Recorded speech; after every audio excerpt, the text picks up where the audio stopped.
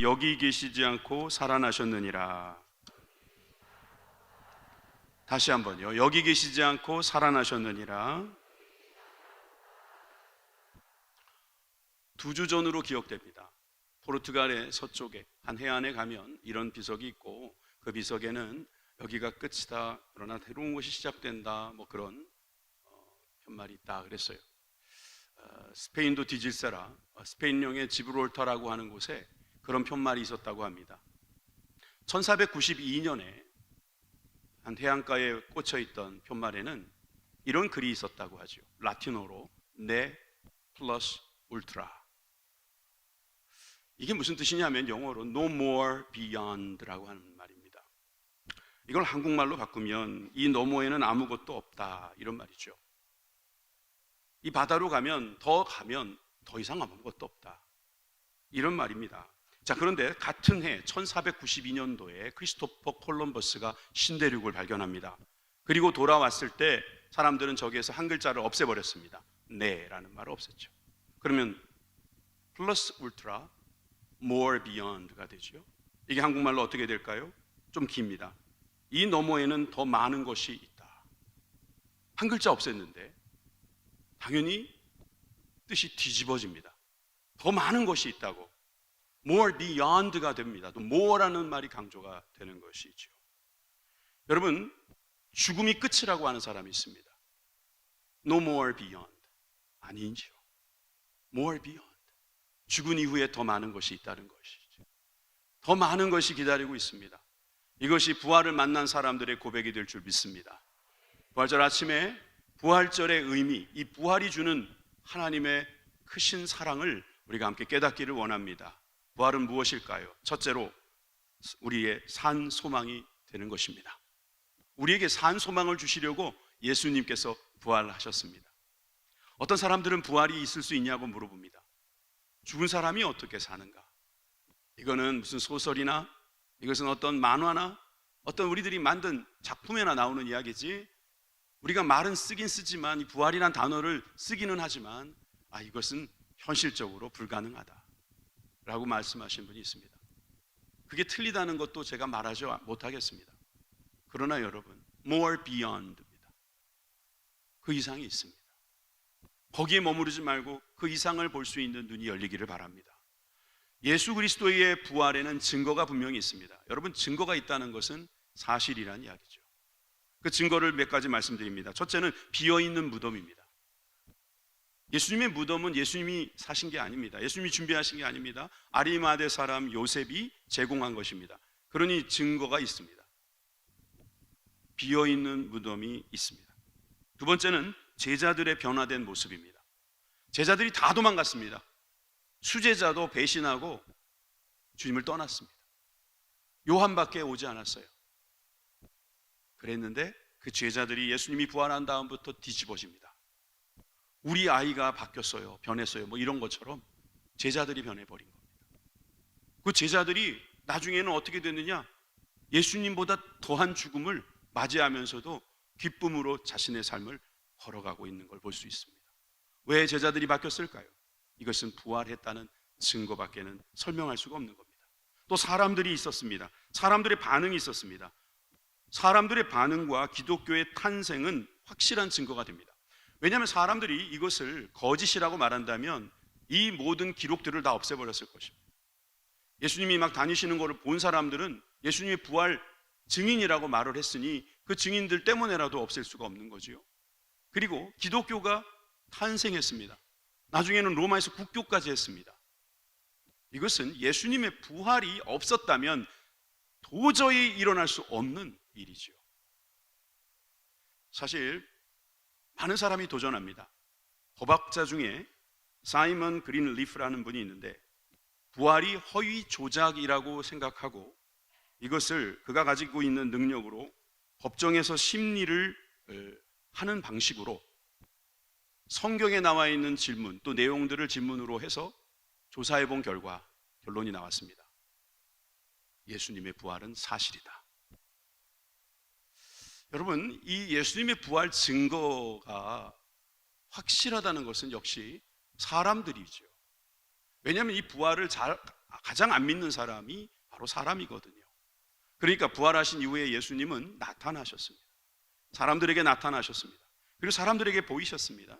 고린도전서 15장 4절에서 8절 말씀을 읽어보면 장사 지낸 바 되셨다가 성경대로 사흘 만에 다시 살아나사 게바에게 보이시고 후에 12제자에게와 그 후에 500여 형제에게 일시에 보이셨나니 그 중에는 지금까지 대다수는 살아있고 어떤 사람은 잠들었으며 그 후에 야고보에게 보이셨으며 그 후에 모든 사도에게와 맨 나중에 만삭되지 못하여 난 자 같은 내게도 보이셨느니라. 마지막에 만삭되지 못하여 난 자, 바울을 말하는 것입니다. 공통점이 있습니다. 다 제자들이죠. 그런데 또 한 가지 공통점이 뭐예요? 다 남자라는 겁니다. 수많은 남자들이 예수님의 부활하신 모습을 보았습니다. 그런데 재밌게도 첫 번째 목격한 사람은 여자였습니다. 오늘 본문 28장 1절에서 2절 말씀 여러분들이 읽어주시기 바랍니다. 시작.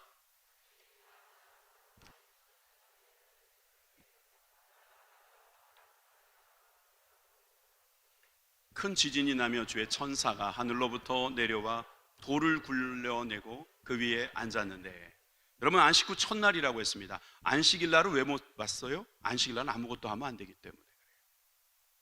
막달라 마리아와 다른 마리아가 무덤에 갔다고 말하고 있어요.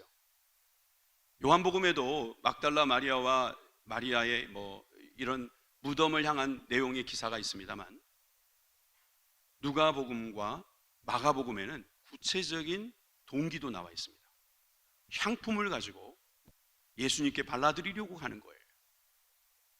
그런 과정에서 신비한 장면을 목격했다고 오늘 마태복음에 기록되어 있는 거죠. 주의 천사가 나타났다고 그래요. 그 자리가 바로 예수님의 무덤, 그 자리거든요. 그런데 시간적으로 보면 안식 후 첫날이라고 했죠. 여러분이 안식 후 첫날이라는 말에도 우리는 또 재미난 역사가 있습니다. 창조를 기념하기 위해서 만들어진 날이 바로 안식일입니다. 그래서 유대인들은 안식일을 지킵니다. 가장 마지막 날 하나님은 쉬셨습니다. 그래서 그것은 창조를 기념하는 날이다, 이렇게 말할 수 있습니다. 새 창조가 있습니다. 우리는 창조의 섭리대로 살지 못하고 죄를 지음으로 말미암아 영원한 멸망에 이르렀습니다. 그랬을 때 우리를 살리시기 위해서 예수님이 죽으셨고 부활하신 날, 그날을 우리는 새 창조의 날이라고 하는데, 새 창조를 기념하기 위해서 만들어진 날은 바로 안식 후 첫날, 바로 오늘 주일이 되는 것입니다. 주일은 그래서 우리들에게 주어진 새 창조의 날, 예수님의 부활을 기념하는 날이 되는 것입니다. 이렇게 주님 앞에 나왔던 여인은 천사의 말을 듣게 되는데, 천사는 이런 말을 하고 있습니다. 그가 여기 계시지 않고 그가 말씀하신 대로 살아나셨느니라. 와서 그가 누우셨던 곳을 보라. 무덤을 보여줍니다. 그리고 그 무덤에서 예수님이 계시지 않은 것을 보여줍니다. 사실 예수님이 이렇게 이 무덤에 있다는 것을 아는 것이 좀 이상하다고 생각하시는 분들도 있을 겁니다. 사실 이 바로 전장을 읽어보면 59절에서 61절에 요셉이 시체를 가져다가 깨끗한 세마포로 싸서 바위 속에 판 자기 새 무덤에 넣어두고 큰 돌을 굴려 무덤 문에 놓고 가니 여기 막달라 마리아와 다른 마리아가 무덤을 향하여 앉았더라 했습니다. 여기서 61절에 말하는 막달라 마리아와 다른 마리아가 바로 이 여인들이죠. 그런데 이 여인들이 본 장면은 뭐냐 하면, 아리마대 사람 공의회 회원인 요셉이 예수의 시체를 받아 자기의 무덤에다가 넣어놨던 그것을 보았다는 말입니다. 이 요셉이란 사람은 예수님의 아버지 이름과 동명이인인데, 이 요셉은 오늘로 말하면 국회의원과 같은 사람입니다. 하나님께서 정치인을 쓰셔서 예수님의 무덤이 누구의 무덤인지 기록에 남기셨습니다. 누구도 변개할 수 없고 부정하기 어렵게 되었습니다. 그리고 그 자리에 현장에 이 여인도 있었고, 그 여인은 이제 장사를 지내자 하고 향품을 가지고 왔을 뿐이었습니다. 그런데 그 자리에 오는 여인의 생각을 우리가 한번 해볼까요? 어땠을까요? 비통하지 않을까요? 예수님의 그 처절한 마지막 모습이 아직도 눈에 선하지 않을까요? 절망스러울 겁니다. 슬플 것입니다. 벌써 예수님이 보고 싶을 겁니다. 예수님의 그 마음, 그 사랑, 그 모습이 더욱더 뼈저리게 사무칠 것입니다. 힘들 거예요. 너무나 괴로운 순간이 그에게 다가오는지도 모르겠습니다. 그런데 그것은 주님께서 완전히 뒤집어 주시려는 그런 시간으로 점점 다가오고 있다는 것을 우리는 알아야 합니다. 분명히 예수님은 구약에서 예언한 대로 부활하신 것입니다. 이사야 25장 말씀을 함께 볼까요? 7절에서 8절 말씀입니다. 또 이 산에서 모든 민족의 얼굴을 가린 가리개와 열방 위에 덮인 덮개를 제하시며 사망을 영원히 멸하실 것이라. 사망을 영원히 멸하실 것이라. 주 여호와께서 모든 얼굴에서 눈물을 씻기시며 자기 백성의 수치를 온 천하에서 제하시리라. 여호와께서 이같이 말씀하셨느니라. 여인이 가지고 있는 모든 수치, 그 여인의 눈물, 그 여인의 슬픔을 다 씻어주시기 위해서 주님은 사망을 영원히 멸해 주신 것입니다. 혹시 오늘 이 자리에 저 여인처럼 슬픔에 잠겨 있는 분이 계십니까? 비통함에 빠져 계신 분이 있습니까? 이제 끝났구나 절망하고 계신 분들이 있습니까? 그런 분들에게 주님은 제일 먼저 오셨습니다. 가장 먼저 찾아오셔서 산 소망이 되어주신 줄 믿으시기 바랍니다. 그래서 베드로는 이렇게 기록하고 있습니다. 1장 3절입니다. 우리 주 예수 그리스도의 아버지 하나님을 찬송하리로다. 그의 많으신 긍휼대로 예수 그리스도를 죽은 자 가운데서 부활하게 하심으로 말미암아 우리를 거듭나게 하사 산 소망이 있게 하시며. 여러분, 우리에게 산 소망을 주려 부활하신 줄 믿으시기 바랍니다. 예수님이 무덤이 답답해서 나오신 게 아닙니다. 지옥이 불편해서 나오신 게 아니에요. 주님께서는 우리를 살리시기 위해서 부활하신 줄 믿으시기 바랍니다. 우리에게 산 소망이 되심을 보여주시기 위해서 부활하신 줄 믿으시기 바랍니다. 예수님은 참 하나님이셨습니다. 참 인간이자 참 하나님으로서 우리를 대신해서 죽으셨을 뿐만 아니라 우리를 대신해서 부활하실 수 있는, 그래서 주님이 하신 그 길은 우리도 갈 수 있는 그 길, 하신 일은 우리도 할 수 있는 그 일 된 것입니다. 부활장이라고 말할 수 있는 고린도전서 15장의 말씀에 참 구절구절 귀한 말씀이 많죠. 14절을 보시면 그리스도께서 만일 다시 살아나지 못하셨으면 우리가 전파하는 것도 헛것이요 너희 믿음도 헛것이며. 여러분, 우리 교회가 다 헛것이 될 수 있습니다. 잘못하면, 저 부활이 없으면. 예수님의 부활이 없다면 다른 건 다 믿는데 부활만 못 믿는다면 이것은 허탄하고 허무하고 헛것이 되는 겁니다. 부활이 있기 때문에 의미가 있는 겁니다. 여러분, 20절에 보니까 그러나 이제 그리스도께서 죽은 자 가운데서 다시 살아나사 잠자는 자들의 첫 열매가 되셨도다. 여러분, 이것이 희망입니다. 이것이 산 소망입니다. 예수님이 첫 열매가 되셨어요. 부활의 첫 열매가 되셨죠. 부활의 첫 열매가 다음 열매에도 부활을 맺게 됩니다. 사과나무를 첫 번째 맺었다면 그 다음에도 사과나무고, 그러니까 사과를 맺을 수밖에 없잖아요. 그것처럼 부활을 맺으신 예수님이 첫 열매가 되셨으므로 그 주님을 따르고 주님과 연합한 저와 여러분들은 그 산소망으로 부활의 길을 걸어갈 줄 믿습니다. 두 번째로, 부활은 우리가 외쳐야 할 복된 소식입니다. 여러분이 부활이라는 사건을 예수님께서 혼자 하신 것이 아니라 우리들에게 보여주고, 또 심지어 이 일을 위해서 천사들을 쓰고 계심을 볼 수 있습니다. 천사들을 볼 때 사람들은 여러 가지 표현을 하고 있는데 오늘 마태는 뭐라고 표현했는가 볼까요? 28장 3절에서 5절 말씀입니다. 그 형상이 번개 같고 그 옷은 눈같이 희거늘. 천사는 저렇게 생겼구나. 지키던 자들이 그를 무서워하여 떨며 죽은 사람과 같이 되었더라. 여러분, 한번 그림을 그려볼까요? 무덤을 지키던 병정들이 있었는데 그 로마 군인들이 갑자기 나타난 천사를 보고 무서워 떨며 죽은 사람과 같이 되었다. 죽진 않았고 기절했거나 그냥 얼어가지고 벌벌벌 떨고 있는 것 같습니다. 그런데 5절에 가보니까 천사가 여자들을 보면서 말합니다. 너희는 무서워하지 말라. 십자가에 못 박힌 예수를 너희가 찾는 줄을 아노라. 마치 기다렸다는 듯이 쟤네들은 모르겠고 너희는 무서워하지 마라, 그러는 것 같지 않습니까? 너희는 무서워할 필요 없다. 저 군인들은 내가 보니 갑자기 무섭겠지. 근데 너희는 무서워하지 마라. 부활을 못 믿는 사람, 부활을 방해하는 사람, 부활을 거짓으로 바꾸려는 사람들은 나를 무서워해야지. 그런데 너희는 무서워하지 마라. 왜? 예수님을 믿으니까. 예수님의 말씀을 들었으니까. 바로 우리들에게도 말씀하시는 것입니다. 너희는 두려워하지 말라. 여러분, 우리 삶에 살아가면서 두려운 일이 얼마나 많습니까? 그냥 희한한 것만 봐도 막 무섭습니다. 앞으로 펼쳐질 게 무엇일지 또 모르니까 무섭습니다. 그런데 너희는 두려워하지 말라. 여러분, 이 무서워하지 말라는 말씀에 우리의 마음을 더욱더 굳게 하시기를 주님의 이름으로 축원합니다. 그러면서 천사는 말씀하시던 대로 부활하셨다고 말하고 있습니다. 6절을 보실까요? 그가 말씀하시던 대로. 여러분, 예수님께서 갑자기 부활하신 게 아니라고요. 말씀하신 대로, 계획대로 부활하신 것입니다. 예수님이 어떤 말씀을 하셨는가? 그럼 복음서를 한번 찾아보면 좋겠죠? 마태복음 12장 40절에 가보니까 요나가 밤낮 사흘 동안 큰 물고기 뱃속에 있었던 것 같이 인자도 밤낮 사흘 동안 땅속에 있으리라.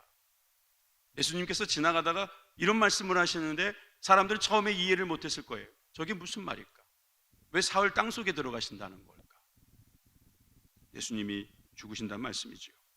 마가복음 14장 58절에도 보니까 우리가 그 말을 들었으니 손으로 지은 이 성전을 내가 헐고 손으로 짓지 아니한 다른 성전을 사흘 동안 지으리라. 예수님이 분명히 성전을 헐면 나는 사흘 동안 지을 것이다 라고 하셨어요. 그때는 몰랐죠. 그때는 무슨 말씀인지 제대로 이해할 수 없었습니다. 이런 식으로만 말씀하신 게 아닙니다. 구체적으로 나는 죽는다, 나는 다시 부활한다는 말씀도 분명히 하셨습니다. 마가복음 8장 31절입니다. 인자가 많은 고난을 받고 장로들과 대제사장들과 서기관들에게 버림받아 죽임을 당하고 사흘 만에 살아나야 할 것을 비로소 그들에게 가르치시되, 죽임 당할 것, 사흘 만에 살아날 것, 이것을 가르치셨다. 여러분, 이쯤 되면 성경에 나와 있는 내용은 다 부활을 이야기하고 있구나 라고 하는 생각과 동시에 그저 성경 믿을 만한 건가? 라는 생각이 들 겁니다. 여러분, 걱정하지 마세요. 2000년 전에 기록물 중에 지금까지 남아있는 기록물들이 꽤 많습니다. 그 기록물들이 사실인지 아닌지를 검증하는 방법이 있습니다. 비슷한 이야기를 다른 데서 하고 있으면 그것은 사실입니다. 그리고 그 기록물이 계속 카피가 돼서 많은 사람들에게 읽혀졌으면 그것은 거의 사실로 믿어야 합니다. 그런데 아시다시피 플라톤이나 아리스토텔레스나 그 당시에 있었던 모든 헬라 문학의 작품들은 몇 점 남지 않았습니다. 그러나 그 당시 예수님의 부활을 기록한 성경책은 사본이 이루 셀 수가 없습니다. 그렇지 않다면, 만약에 그런 사본이 남아있지 않다면 누군가 몰래 감춰놨다가 갑자기 예수님 부활하셨다라고 말하는 거라면 사실 여러분들이 의심하는 것도 이상하지 않습니다. 그러나 당시 예수님이 부활하셨다라는 내용의 기록들이 수많은 사본을 갖고 있다면 여러분, 이것을 지울 수 없는, 없앨 수 없는 사실에 근거한 내용이기 때문에 그렇습니다. 예수님이 하루는 나사로가 죽었다는 이야기를 듣고 가시는 것을 미루시는 걸 볼 수 있습니다. 그것 때문에 마르다라고 하는 그 나사로의 누이가 원망을 하잖아요. 예수님 앞에. 일찍 오셨으면 살았을 텐데. 네가 부활을 믿느냐? 그랬더니 예, 우리가 언젠가는 부활할 것을 믿습니다. 참 좋은 믿음입니다. 그런데 예수님께서 그때 이렇게 말씀하셨죠. 이게 기독교 역사상 가장 유명한 말씀이 되지 않았습니까? 요한복음 11장 25절에서 26절입니다. 예수께서 이르시되 나는 부활이요 생명이니 나를 믿는 자는 죽어도 살겠고 무릇 살아서 나를 믿는 자는 영원히 죽지 아니하리니 이것을 내가 믿느냐. 여러분, 믿으십니까? 여러분, 부활하신다는 겁니다. 그리고 믿는 자는 예수님처럼 죽어도 살 것이다. 그리고 살아서 믿는 자, 즉 여러분들은 영원히 죽지 아니한다. 그러니까 어떤 분이 저한테 와서 정말 예수님 믿으면 안 죽는 겁니까? 자, 저 말씀은 이렇게도 해석이 가능한 거 아세요? 죽기는 죽는데 영원히 죽지 않는다. 잠시 우리가 눈을 감고 일어나면 영원히 사는 길이 있는 거죠. 여러분, 이것은 영원히 죽지 않는다는 문장을 완성시킬 수 있는 문장이 됩니다.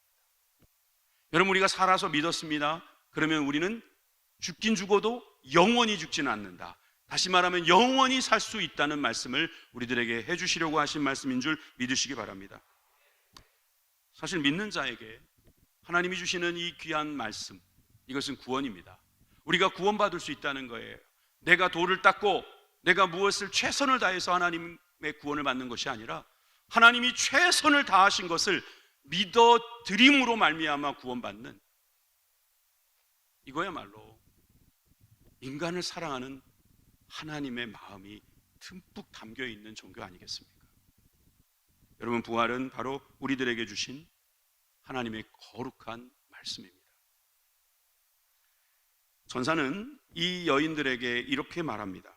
7절입니다. 또 빨리 가서 그의 제자들에게 이르되 그가 죽은 자 가운데서 살아나셨고 너희보다 먼저 갈릴리로 가시나니 거기서 너희가 배우리라 하라. 보라, 내가 너희에게 일렀느니라 하거늘. 여러분, 천사라는 존재는 뭔가를 전하러 온 사람입니다. 전하러 온 사람이 아니고 존재입니다. 마지막에 뭐라고 써 있냐면 보라, 내가 너희에게 일렀느니라. 집중하라고요. 내가 이것 때문에 여기 왔다는 거예요. 천사는 내가 이 말을 전하려고 왔다고 하는 거예요. 그러면서 뭐라고 말하면 너희들도 전해라 이겁니다. 뭘 전해라고 말하는 거냐면 그 여인들이 빨리 가서 제자들에게 말하라는 거예요. 예수님 부활하셨다고요. 예수님이 지금 갈릴리에 가셨다고, 거기 가서 보라고, 예수님이 갈릴리에서 만나자고 하지 않으셨냐고, 그걸 기억해서 그곳으로 가라고, 그걸 전하라고 하는 거예요. 전하라고 온 존재가 바로 천사고, 예수님도 하나님의 사랑을 전하려고 오셨어요. 이제 남아있는 건 우리입니다. 우리도 전해야 되지 않겠습니까? 무엇을 전해야 되는가? 여러분, 성경은 이렇게 말씀하고 있습니다. 고린도전서 15장 12절에서 13절에 이 부활장이라고 했죠. 그리스도께서 죽은 자 가운데서 다시 살아나셨다 전파되었거늘. 그렇죠. 지금 우리가 이 부활 소식을 들었던 건 누군가가 전파했기 때문입니다. 너희 중에 어떤 사람들은 어찌하여 죽은 자 가운데서 부활이 없다 하느냐? 지금도 많은 사람들이 부활이 없다 그러죠. 그런데 여기 계신 분들은 부활이 있다고 믿는 사람들이겠죠. 만일 죽은 자의 부활이 없으면 그리스도도 다시 살아나지 못하셨으리라. 예수님이 부활하셨으니까 우리도 부활할 수 있다, 즉 부활이 있다, 이 말을 전하라는 거예요. 여러분, 부활 증인은 예수님처럼 부활할 수 있는 우리들이 전하는 거예요. 그런데 무슨 내용을 전하는가? 부활이 있다. 내 힘으로는 부활할 수 없죠. 여러분, 과학적으로는 부활이 불가능하다고 말할 겁니다. 그러나 플러스 울트라, more beyond, 그보다 더 많은 것이 있다는 거예요. 여러분, 머리로 못 믿는 거요? 엄청나게 많아요, 사실. 여기에 수많은 전파가 있습니다. 수많은 균들이 날아다닙니다. 여러분, 믿으십니까? 전 잘 믿으시네요, 그런 건. 여러분들이 곧 죽으실 것을 믿으십니까? 어떻게 그렇게 잘 믿으세요? 믿고 싶지 않지만 믿어지죠? 예수님이 부활하셨습니다. 여러분들이 부활할 수 있다는 근거는 예수님이 부활하셨는데 그 부활하시면서 하시는 말씀이 이 부활이 너희에게도 해당된다라고 하신 것 때문에. 여러분, 이것은 주님이 부활하셨다는 것을 보지 못했을지라도 예수님이 하신 말씀을 믿는 가운데서 우리들에게 일어날 수 있는 길입니다. 그러니까 이 내용을 모르면 그냥 부활이 없는 줄 알고 살아가는 인생이 돼버리는 거예요. 그런데 부활이 있다고, 예수님을 믿으면 우리도 부활된다라고 전해주는 사람이 있으면 이것은 놀라운 복음이 되는 겁니다. 좋은 소식이 되는 거예요. 이거야말로 좋은 소식이 아니고 무엇이겠습니까? 그래서 사도 바울은 그의 영적 제자 디모데에게 강조했습니다. 이것은 우리들에게도 해당됩니다. 우리 예수님 믿는 모든 사람들에게, 부활을 믿는 사람들에게 해당되는 말입니다. 디모데후서 4장 1절에서 2절 말씀입니다. 하나님 앞과 살아있는 자와 죽은 자를 심판하실 그리스도 예수 앞에서, 하나님 앞에서, 예수님 앞에서, 그런 말이죠. 하나님 앞과 예수님 앞에서 그가 나타나실 것, 다시 재림하실 것, 그리고 그의 나라, 하나님 나라, 천국을 두고 엄히 명하노니, 엄히 명하노니, 이건 명령이에요, 명령. 2절, 너는 말씀을 전파하라. 때를 얻든지 못 얻든지 항상 힘쓰라. 범사의 오래 참음과 가르침으로 경책하며 경계하며 권하라. 여러분, 부활이 있다는 내용을 전하라는 겁니다. 제가 이거 갖고 있는 이 생수는 그냥 물입니다. 그런데 만약에 이게 영원히 사는 약이라고 했는데 이걸 제가 먹고 영원히 산다고 합시다. 그리고 이거를 땅에다가 버려버리는 사람이 있다면 그 사람 나쁜 사람입니다. 한 모금이라도 마시라고 옆에 사람들한테 나눠줘야 되는 거 아닙니까? 맛집들은 그렇게도 자랑하고 다니면서 아, 이거 진짜 맛있던데? 이리 와봐, 내가 사줄게. 그래가지고 같이 먹고 또 다른 사람에게도 오게 하고 한두 번 가지 않잖아요. 몇 번씩 가잖아요. 맛집 따위에도 우리는 그렇게 전파하는 능력이 있는데 왜 예수님이 말씀하신 그 부활, 여기에 대한 우리들의 생각은 그렇게 자신이 없을까요? 그것은 우리가 명령으로 생각하지 않았기 때문이 아니라 부활을 믿지 못하기 때문일 것입니다. 여러분, 부활을 믿는다면, 영생을 얻었다면 우리가 다음에 할 일은 말씀을 전파하는 것입니다. 그래서 그들을 살리는 것입니다. 부활이 있다고, 부활을 통해서 당신도 영생할 수 있다고 그렇게 증거할 수 있는 저와 여러분들이 되길 바랍니다. 마지막 세 번째로, 부활은 사랑의 주 예수님을 의미합니다.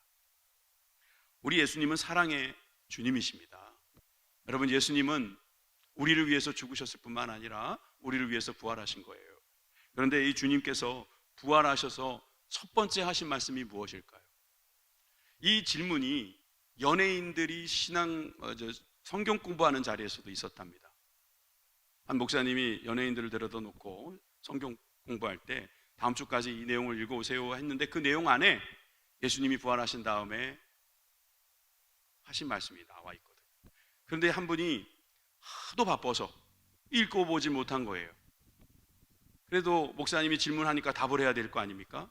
예수님이 부활하셔서 하신 말씀이 첫 번째 말씀이 무엇입니까? 그랬더니 이분이 벌떡 일어나서 한다는 말이, 얘들아 내가 보이냐? 얘들아 내가 잘 보여? 이렇게 말씀하셨다는 거예요. 안 읽은 거죠. 구봉서 장로님입니다. 여러분, 예수님이 정말 뭐라고 하셨을까요? 오늘 본문 볼까요? 28장 18절에서 10절입니다. 그 여자들이 무서움과 큰 기쁨으로 빨리 무덤을 떠나 제자들에게 알리려고 다름질할세 예수께서 그들을 만나 이르시되 평안하냐 하시거늘 여자들이 나아가 그 발을 붙잡고 경배하니 이에 예수께서 이르시되 무서워하지 말라 가서 내 형제들에게 갈릴리로 가라 하라 거기서 나를 보리라 하시니라. 뭐라고 말씀하셨어요? 평안하냐? 예수님께서 오늘 이 부활절을 맞이해서 예배하러 오신 여러분들에게 말씀하십니다. 평안하냐? 평안하냐? 무서워하지 말라. 그리고 갈릴리로 가라. 여러분, 저 갈릴리로 가라 하신 말씀은 지금 예수님께서 갈릴리에서 만나자 하는 말씀입니다. 여러분, 저 갈릴리로 가라 할 때 저 갈릴리는 어디입니까? 예, 아시다시피 이스라엘의 북쪽에 있는 호수지요. 또 다른 의미는 뭘까요? 예수님과 제자들이 만난 곳입니다. 예수님의 제자가 되겠다고 결단하고 따라갔던 곳입니다. 예수님의 말씀을 수없이 듣고 예수님의 기적을 수없이 보면서 예수님이 그리스도라는 사실을 깨닫게 된 그곳입니다. 그곳으로 가라. 여러분들의 삶의 자리, 여러분들의 신앙의 자리, 여러분들의 첫사랑의 자리로 가라 하시는 겁니다. 부활하신 주님께서 우리에게 평안하냐? 그리고 갈릴리로 가라. 무서워하지 말고 갈릴리로 가라. 만약에 저 같으면요, 야, 골고다 언덕에서 보자. 거기서 나 죽였던 놈들 다 모이라 그래. 예루살렘 성전으로 들어가자. 그 제사장들 다 집합시켜. 내가 부활했어. 이럴 것 같아요. 근데 예수님 뭐라고 하세요? 갈릴리로 가자. 갈릴리로 갑니다. 예수님도 가셨고 제자들도 갑니다. 28장 보니까 몇 절입니까? 16절 17절에 보니까 11제자와 예수님이 갈릴리에서 만나죠. 예수님이 지시한 산에 이르러서 예수님을 배웠고 경배하나. 우리 다 같이 읽어볼까요? 아직도 의심하는 사람들이 있더라. 이 제자들 진짜 말릴 수가 없어요. 예수님이 지금 부활하셔서 눈앞에 있는데도 아직도 의심하는 사람들이 있다는 거예요. 그럴 거예요. 지금 예수님이 여기에서 탁 나타나셔도 여러분, 에이, 저분 예수님 아니잖아. 에이, 어디서 거짓말하고 그래. 안 믿을 거잖아요. 여러분, 실제로 그때는 예수님이 정말 부활하셔 다른 제자들도 다 믿고 경배한다고 그랬잖아요. 그런데 아직도 안 믿는 제자가 있어요. 그럼 어떻게 해야 돼요? 저 같으면 또 이럴 거예요. 너 이리 와봐. 엎드려 뻗쳐. 너 도망갔지? 너 그때 뭐라 그러더라? 너 다음에 한 번만 더 그러면 가만 안 놔둬? 그러면서 앞으로 잘하자. 이렇게 했을 가능성이 없어요. 저도 그렇게는 안 해요. 그런데 예수님은 더 하셔요. 예수님 뭐라고 하세요? 내가 너와 함께 하겠다. 내가 세상 끝날까지 너와 함께 하겠다. 너희는 모든 족속으로 제자를 삼아 아버지와 아들과 성령의 이름으로 세례를 주고 내가 너희에게 분부한 모든 것을 가르쳐 지키게 하라. 내가 세상 끝날까지 너와 항상 함께 있을 것이다. 아직도 의심하는 제자들에게 예수님은 또 그렇게 말씀하시는 거예요. 사랑의 주님이십니다. 부활하신 주님은 사랑의 주님이십니다. 여러분, 부활하셨을 때 내가 예수님 부활하시는 분인 줄 몰랐습니다. 그때 와가지고 뉘우치면서 막 돌아왔을 때 면목이 없어가지고 주님 어떡하면 좋아요 막 이러고 있을 때 주님이 그러시는 거예요. 무서워하지 마. 갈릴리로 가자. 내가 너한테 부탁할 게 있어. 내가 끝날까지 도와줄게. 같이 가자. 이것이 바로 예수님이십니다. 예수님을 그렇게 만나실 수 있기를 주님의 이름으로 축원합니다. 베드로가 이렇게 말한 적 있죠. 주는 그리스도시요 살아계신 하나님의 아들입니다. 예수님이 감탄하셨습니다. 그리고 18절에서 마태복음 16장 18절에서 이렇게 말씀하십니다. 너는 베드로라, 반석이라, 이런 뜻이죠. 내가 이 반석 위에 내 교회를 세우리니 음부의 권세가 이기지 못하리라. 이 음부의 권세라는 말은 지옥의 권세, 죽음의 권세라는 거예요. 죽음이 내 교회를 이기지 못한다. 즉 여러분들을 이기지 못할 것이다. 왜? 부활 때문입니다. 예수님이 부활하셨기 때문에 지옥의 권세, 죽음의 권세가 우리를 이기지 못합니다. 여러분, 이 말씀을 믿으신 사람들은 주님께서 여러분들을 사랑하시는 사람이에요. 로마서 8장 11절의 말씀을 보시면 예수를 죽은 자 가운데서 살리신 이의 영이 너희 안에 거하시면 예수 그리스도를 죽은 자 가운데서 살리신 이가 그리스도 안에 거하시는 그의 영으로 말미암아 너희 죽을 몸도 살리시리라. 영혼의 부활뿐만 아니라 몸도 살리신다. 지금은 이해가 안 갈 겁니다. 그러나 그날 우리는 다시 또 이해하게 될 거예요. 죽은 몸을 살리실 우리 주님께서 부활하셨습니다. 여러분들도 그 부활에 참여하시기를 주님의 이름으로 축원합니다. 말씀을 다시 간단하게 정리합니다. 부활은 우리들의 산 소망이 됩니다. 죽은 소망이 아닙니다. 순간적인 소망이 아닙니다. 살아있는 소망입니다. 부활은 외쳐야 할 복음입니다. 부활이 있다라고 말하는 것입니다. 예수님과 함께라면 부활은 있다라고 말하는 것이 부활의 증인이 되는 것이죠. 세 번째, 부활은 사랑의 우리 주님을 만나는 거예요.